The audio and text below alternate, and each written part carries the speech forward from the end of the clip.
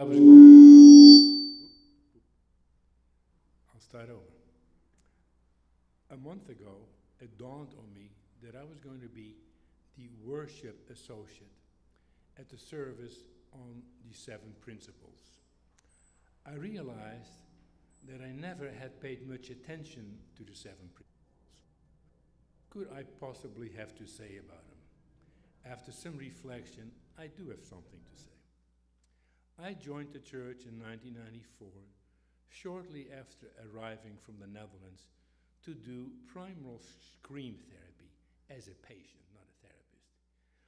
That therapy has a lot of rules and expectations, let's say kind of rigid.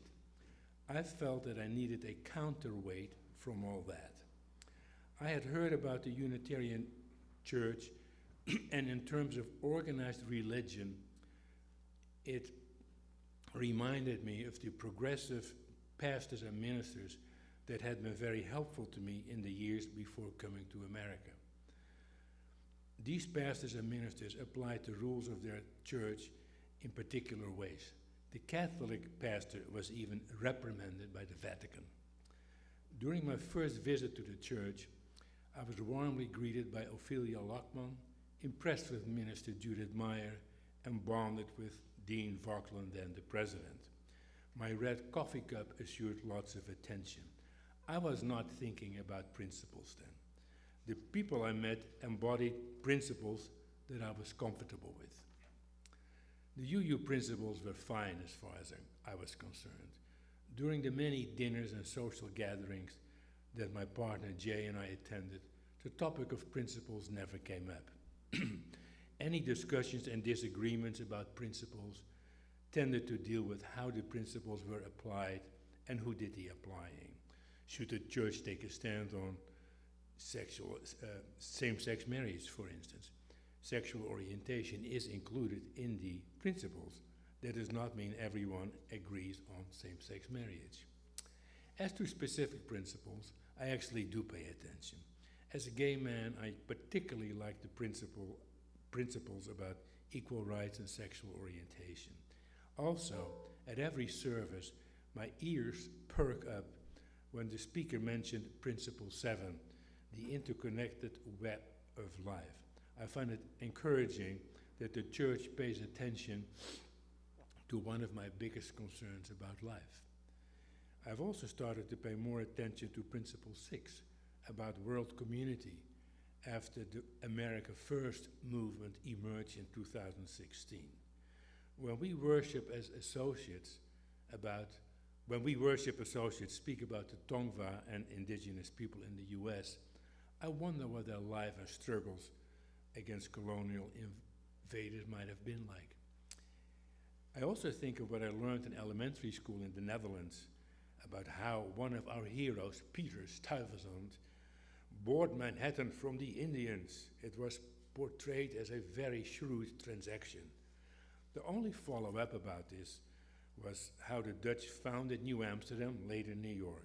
What happened to the natives never came up.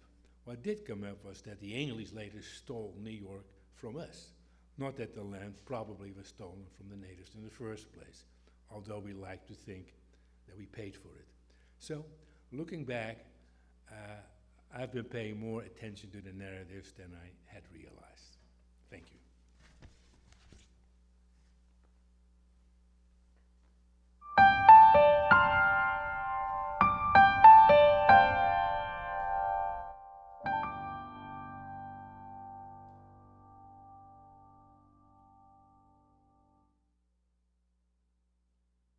Good morning and welcome to the Unitarian Universalist Community Church of Santa Monica.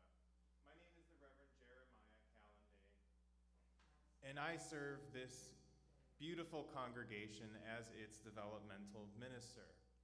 Our entire worship team is happy to be joining you for our service this morning on the 7 principles of Unitarian Universalism. We will now light our flaming chalice. If you have a chalice at home, you're invited to light it at this time as we create this constellation of lights together.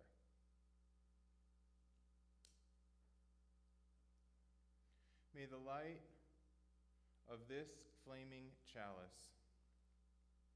Illumine our innermost beings with its radiance. May it remind us of the warmth of beloved community, those who have gone before us and those who have yet to arrive. In this season of shadows and clouds, may we be reminded of the larger embraces of our lives and commit ourselves to the works of justice and the callings of love.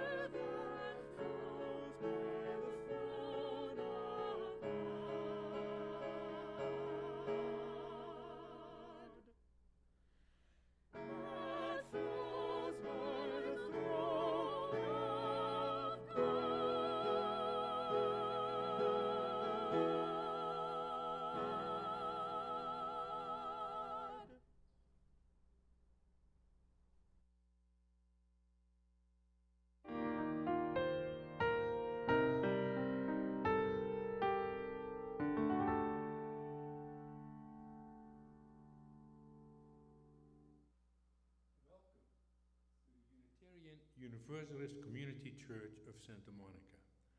I'm Robert Schallekamp, your worship associate for today. We're delighted you've joined us in our online sanctuary. Of course, a special welcome to the two members who, for the first time, are in the sanctuary as part of our hybrid COVID model.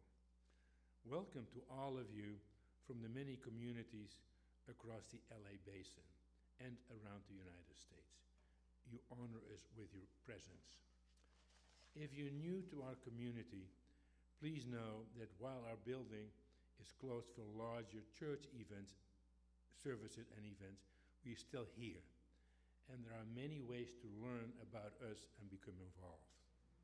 We offer programs to serve the needs of our congregation and to be of service to the larger world, including broad religious education and personal development for people of all ages. We also join with other social justice advocates in community activism that contributes to the justice and harmony of our world. Unitarian Universalism is not defined by creed or dogma, but is guided by principles. More about that today. Principles that affirm the worth and dignity of every person and encourage an individual search for truth, I never can say that word, truth and meaning. We honor the wonder of existence and believe that we are all connected to each other and to the interdependent web of life. Our beliefs are drawn from scripture and science, nature and philosophy, personal experience and ancient tradition. We are an open, affirming, and welcoming congregation, diverse in backgrounds, identities, spiritualities, and philosophies of life. We are united in our desire to create an inclusive, beloved community to live the principles of our faith and to serve the wider world.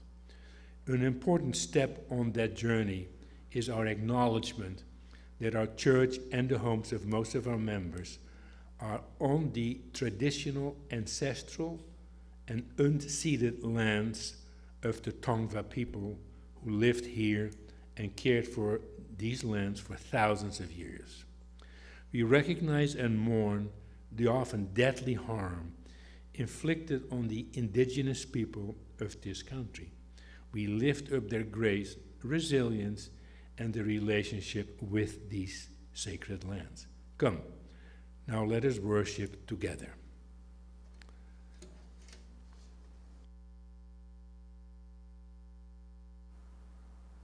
Yeah. The Green Living Committee and Faith in Action invites you to spend some time gardening outdoors with our nature-loving folks of all ages on Saturday, November 6th from 1 to 3 p.m. Folks, people with gardening skills and tools are especially invited. Our church campus landscape is in need of some loving attention as we start to hold small gatherings outdoor in our COVID-19 transition period. We will focus on filling in the bald areas along the low stucco wall with drought-tolerant plants. We may be able to select and start a small native garden in an appropriate spot. UUSM COVID-19 protocols apply. Please contact Allison Campbell for more information. The next announcement. Our Day of the Dead service on Halloween is a chance to honor your loved ones, particularly those who passed away in 2021 or at the end of 2020. The deadline to email photos and two-line bios of your loved ones has passed. However, if you would like to drop off framed photos for the Day of the Dead ofrenda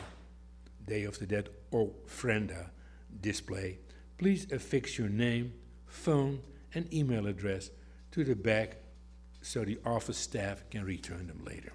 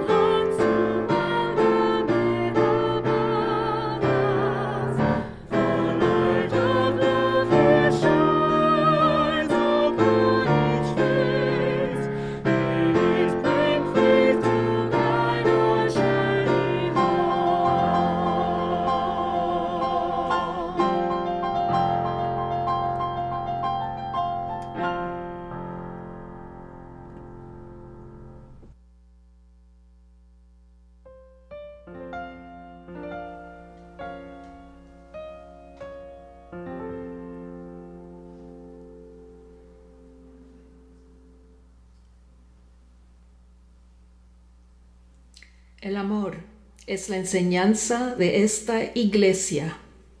Love is the doctrine of this church. Buscar la verdad es su sacramento y el servicio es la oración. The quest for truth is its sacrament and service is its prayer. Vivir juntos en paz. To dwell together in peace. Buscar el conocimiento en la libertad. To seek knowledge in freedom. Servir a la humanidad en comunión. To serve humankind in fellowship. Así es como convenimos unos a otros. Thus do we covenant with each other.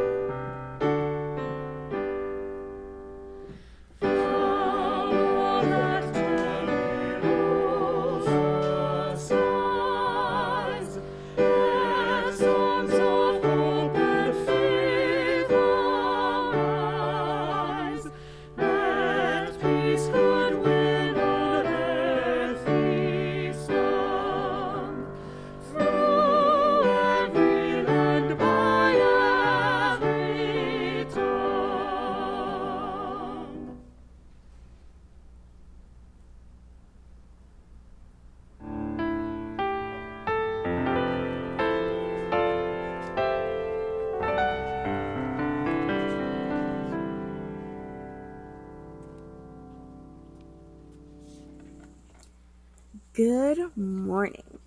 This morning, we're going to be discussing the 7 principles. Now, the 7 principles are the 7 ideas upon which Unitarian Universalism is built, or you could be thought of the tent poles that hold it up. Now, the first principle is we believe that each and every person is important. That seems pretty simple, right? Everyone is important, and no one is more important than the other. Everyone has something about them that makes them special and interesting and important. Everybody. The second principle is we believe that all people should be treated fairly and kindly. So that's please and thank you. That's making sure people don't cut in line. That's all sorts of things. Anything you can think of that makes things fair and kind. It's like flipping a coin instead of letting somebody choose which teams are, right? Fairness. Now, the third principle is we believe that we should accept each other and keep on learning together. Now, this could mean you know somebody who's from, I don't know, a different state that plays basketball by different rules, or American soccer versus football everywhere else in the world, right? You could fight over the name, or you can just accept that football's got a different name and learn how the two things differ and how they're the same. The fourth principle is we believe that each person must be free to search for what is right and true. When you're younger, this pretty much means you can ask questions. All of the questions about religion and ideas and big things, because you have the right to find out, to learn, to have information, to find out what works for you, your family, or your friends. You have the right to ask questions and know things. The fifth principle, we believe that all people should have a vote and have a say in how things go. Now, you're probably aware of big elections that happen, right, in the world for presidents and governors and recall elections if you're in California.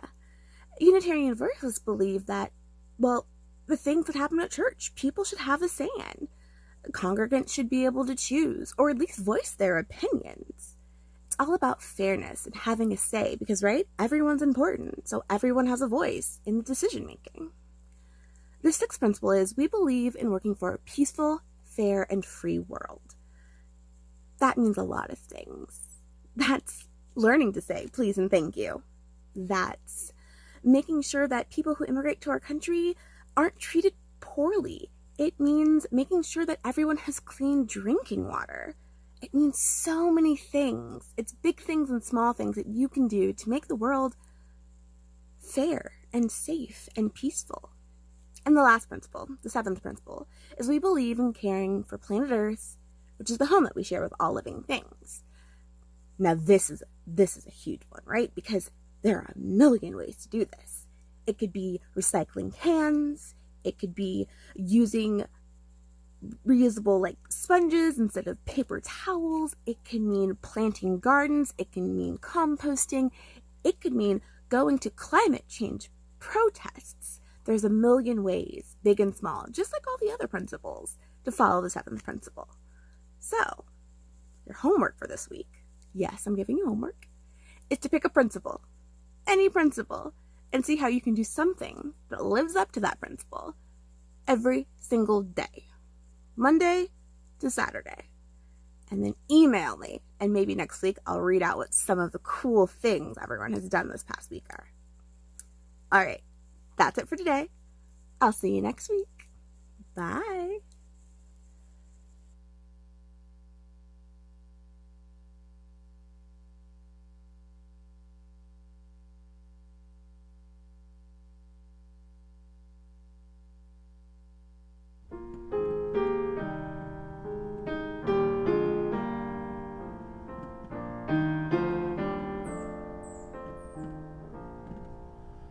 Let love continue long and show to us the way. And if that love be strong, no word can have a say. And if that love remain but strong, no hurt can ever have a say. If we in love unite, debate can cause no strife, for with this love in sight disputes enrich our life. For with this bond of human love, disputes can mean a richer life.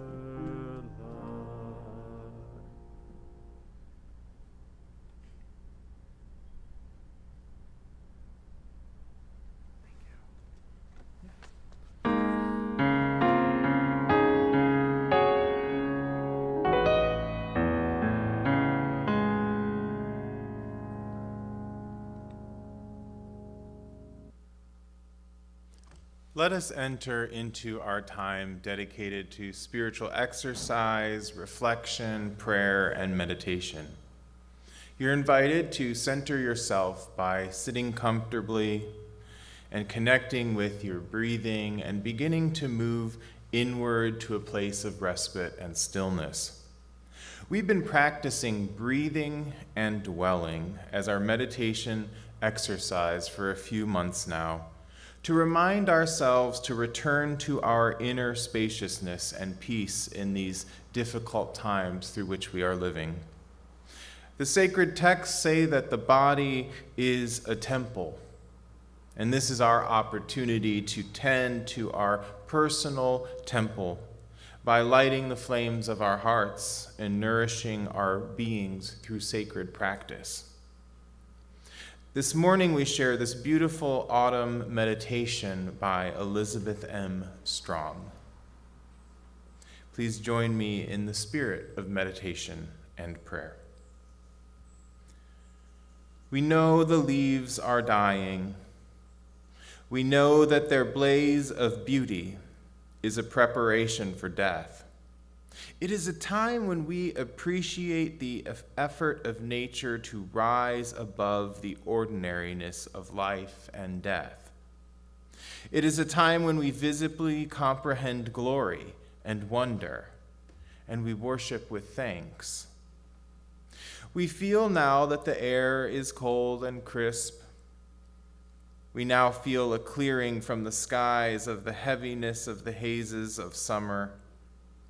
It's a time when we appreciate the crispness and sharpness of the realities of life and death. It is a time when we physically comprehend the relief that clarity and insight can bring, and we worship with thanks. We hear now the dry rustle of plants and grasses. We hear now a crackle from the earth that tells us of the withering of the fullness of life. It is a time when we appreciate approaching rest from the frantic fullness. It is a time when we hear a different voice within and know that life is settling down for a well-deserved wintering. So let it be so within each of us as we prepare for an autumn in our own life cycle. For we all need rest and respite if we are to understand and appreciate the rhythm of life in our soul that enables us to worship with thanks. Let us meditate together in the beauty of silence for a few minutes. I will ring our singing bowl to begin and end our time for silent meditation.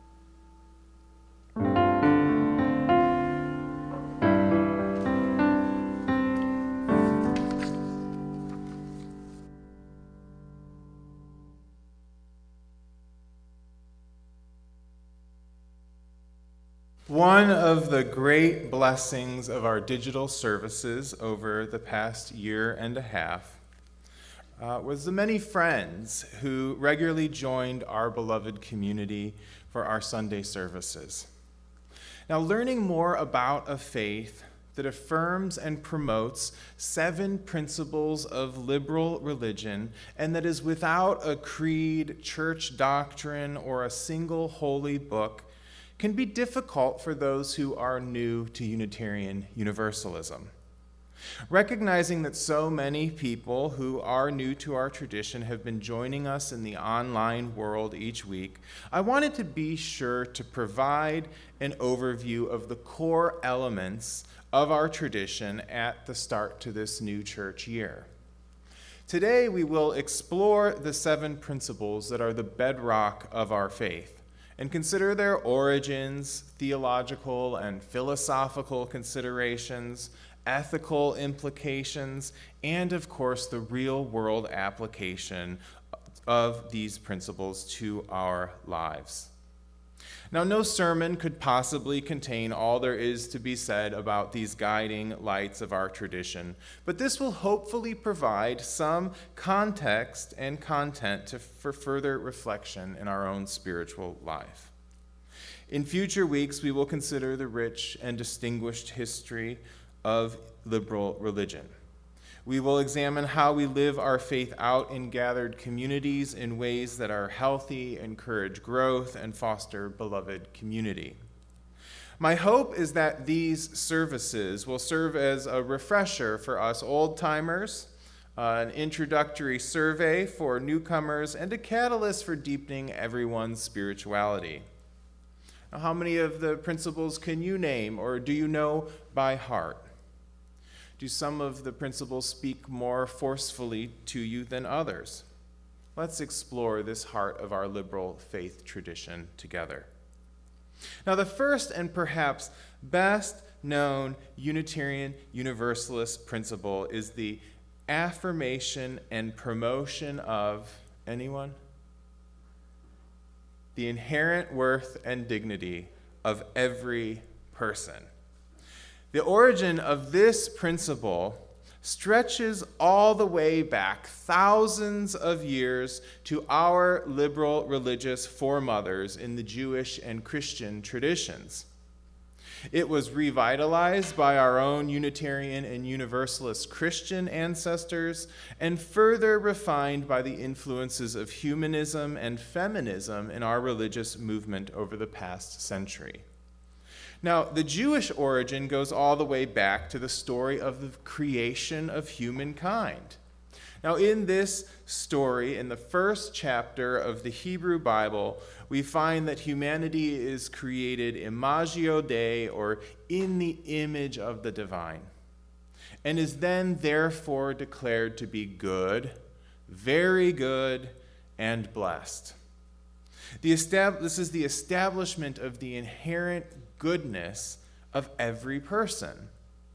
Our later Unitarian tradition highlighted this earlier biblical teaching as a counter to the Christian obsession with original sin and the need for redemption.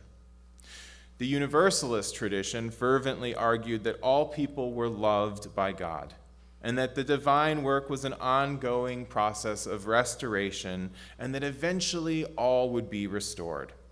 No one would be eternally damned because the divine loved each of their creations so tenderly. Each person was therefore of infinite worth and possessing an inherent goodness and dignity. The eminent Unitarian and Universalist minister of our home state, California, the Reverend Thomas Starr King, had famously quipped that Universalists believe that God is too good to damn people, and Unitarians believe that people are too good to be damned. Now, contemporary humanism blossomed in the context of Unitarianism, and it asserted the value of human beings without necessarily needing a divine being or scriptural support to make such moral claims. The first Humanist Manifesto declared the affirmation of human life, sought the eliciting of all the possibilities of life, and endeavored to establish the conditions of a satisfactory life for all, not merely for the few. Each of these historical propositions served as the intellectual, philosophical, and theological foundations of our modern affirmation of the inherent worth and dignity of every single person. Now, the application of such a radical principle meant that we were willing to affirm those who were left out by the mainstream culture, and it propelled our calls for justice and equity for every person. This has been at the heart of our work for racial justice, queer and transgender liberation, disability activism, universal health care, prison reform and abolition, and so many of the other movements that seek the honoring of humanity in all of its complexity and all of its diversity. Now, of course, we also believe in accountability, and our affirmation of justice requires that we balance the honoring of the individual with their responsibilities to community. Now, our second principle affirms justice, equity, and compassion in human relations. Thank you.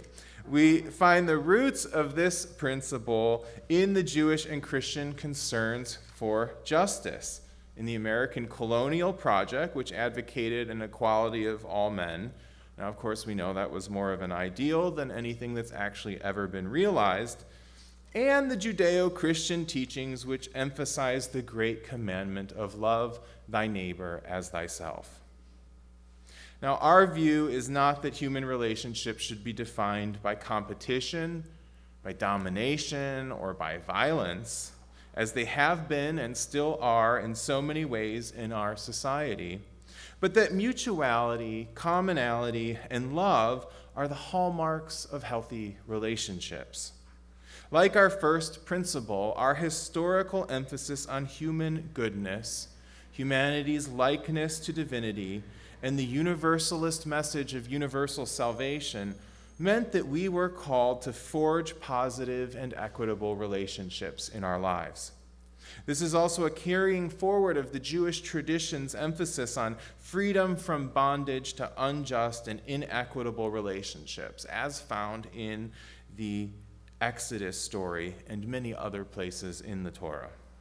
Now, whereas the first principle developed an ethical standard to approach the worth and dignity of each person, this second principle defined an ethical standard for what relationships between people should be like.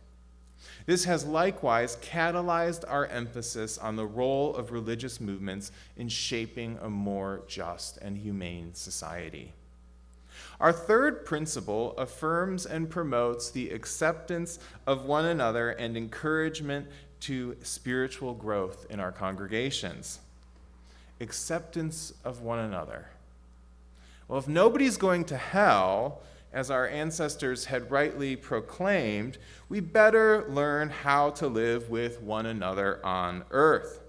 And if we're going to gather as a religious community that affirms every person and seeks healthy relationships, we better understand that we are our siblings' keepers, and that the work before us isn't simply all about us.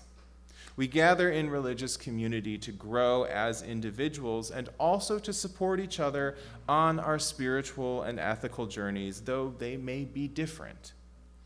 Religious communities exist because we know that we're stronger together than alone. We're social beings, after all, even extreme introverts like me.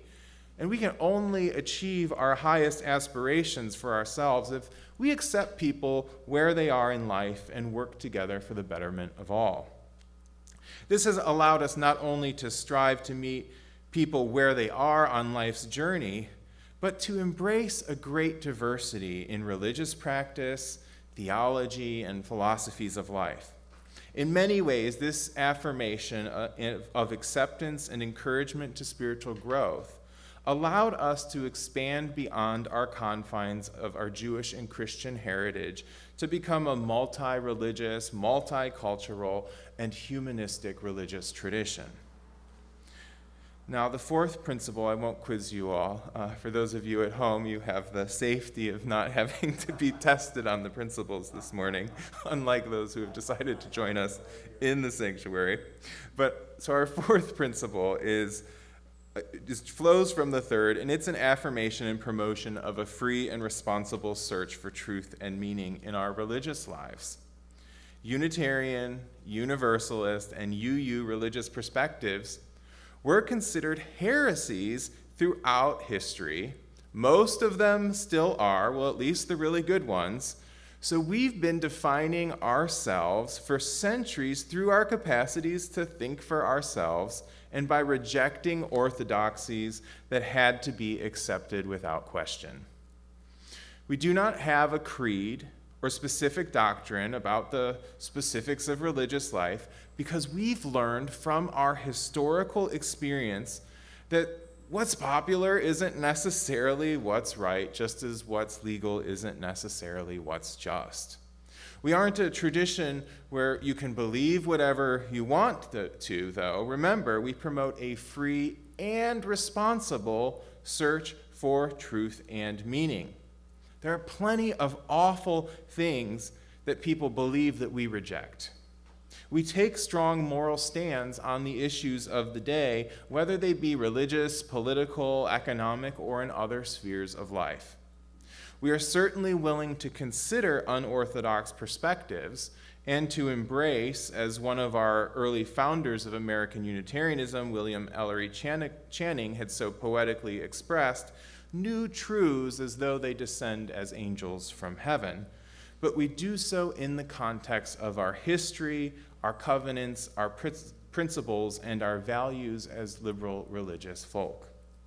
Our fifth principle affirms and promotes the right of conscience and the use of the democratic process within our congregations and in society at large.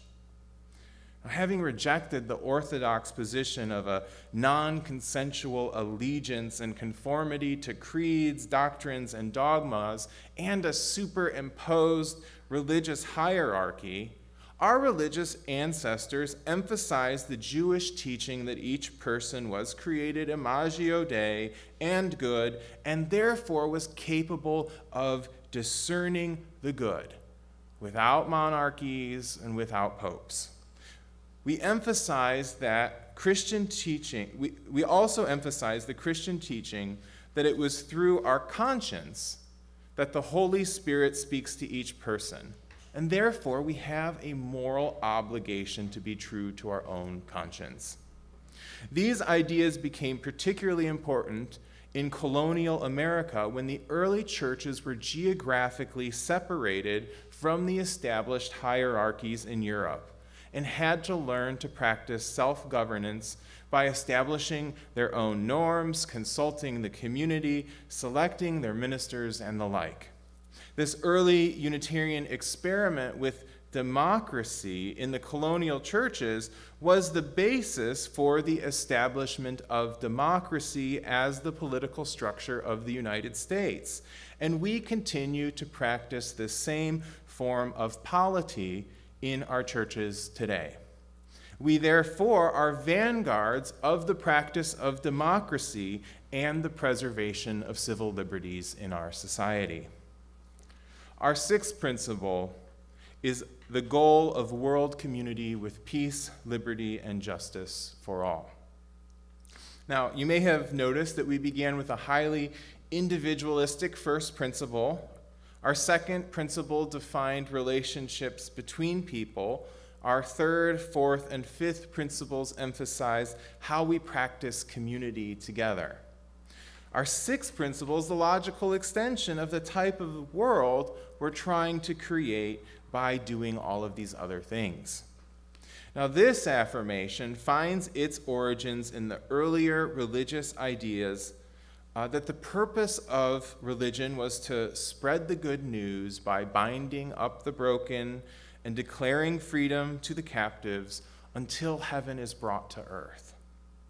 It was our humanistic aspiration to a paradise realized here and now through the creation of a world of cooperation, peacefulness, and mutual respect. It's the ultimate aim of creating a utopia for all people and all beings on earth that we still have yet to realize, but that guides us in the decisions we make and the direction we take into the future. Our seventh and last principle affirms and promotes respect for the interdependent web of all existence of which we are a part.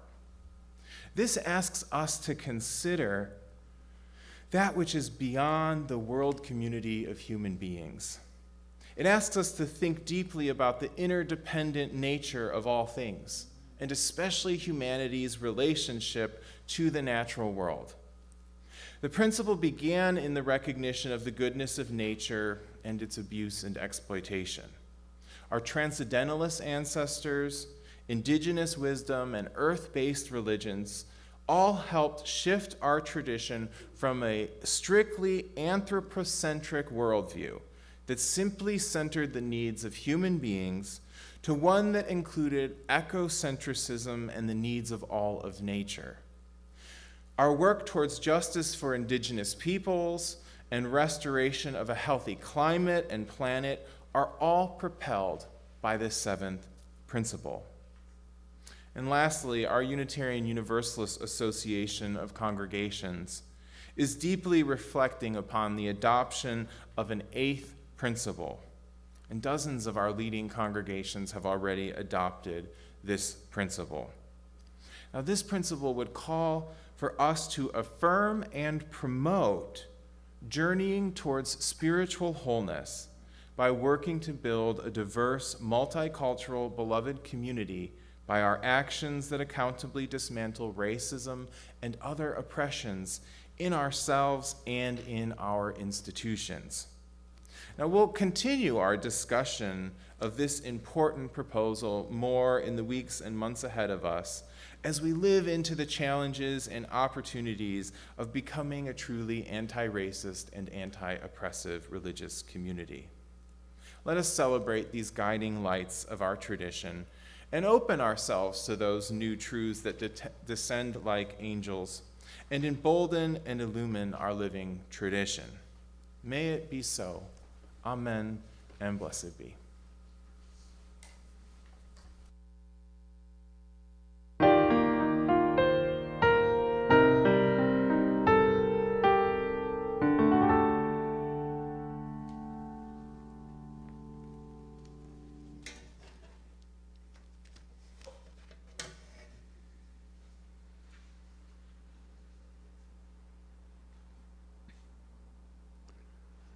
We come together for more than ourselves.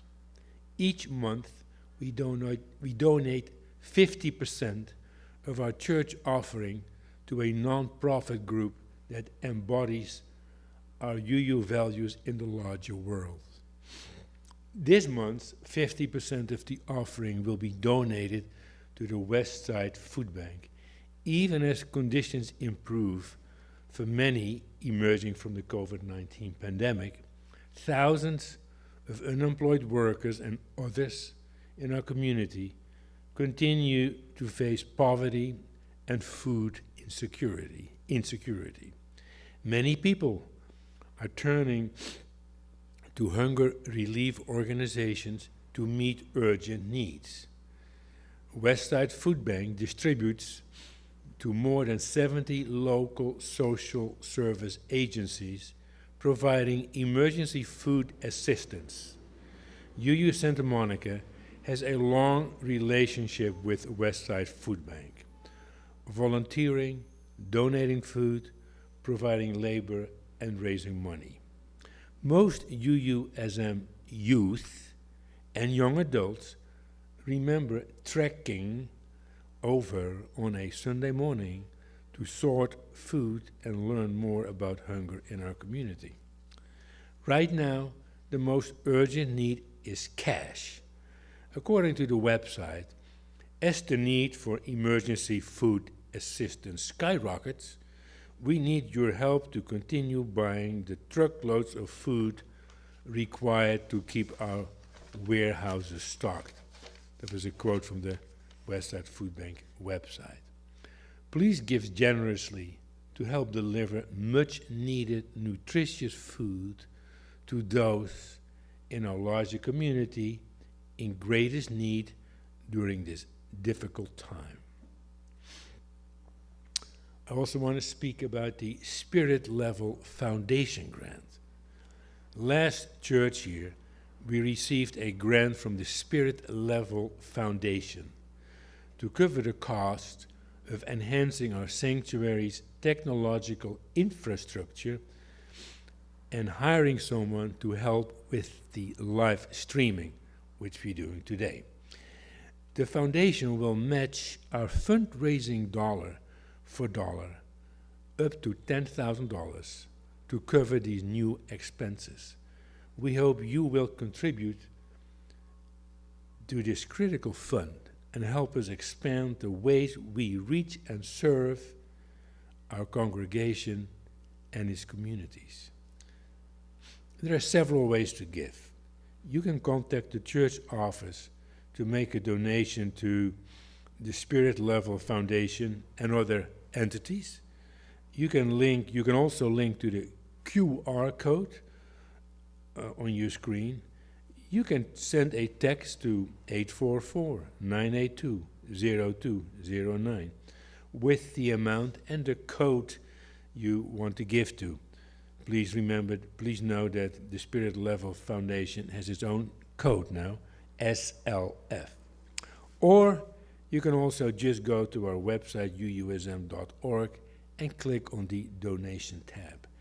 Your generous contributions support the work and communities we all hold dear. Thank you.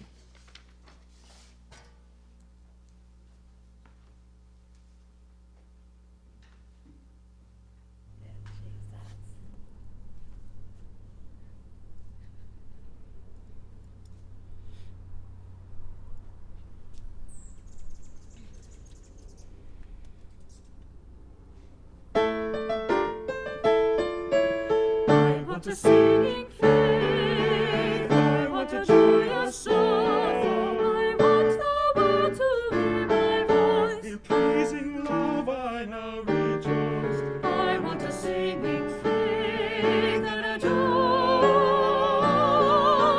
soul. I want a giving faith, I want a loving love, I want to share another's need with friends.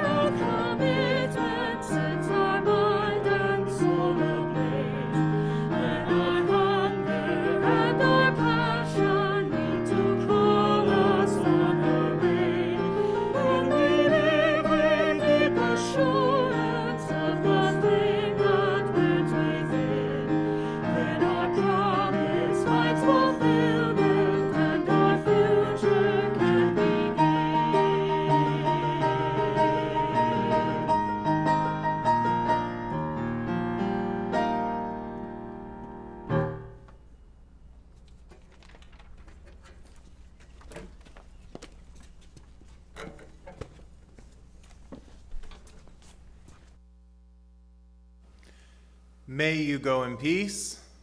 May you hold fast to that which is good. May you return to no person evil for evil. May you strengthen the faint of heart. May you support the weak and help the afflicted. May you go into this day and be blessed, and may you be a blessing. Amen.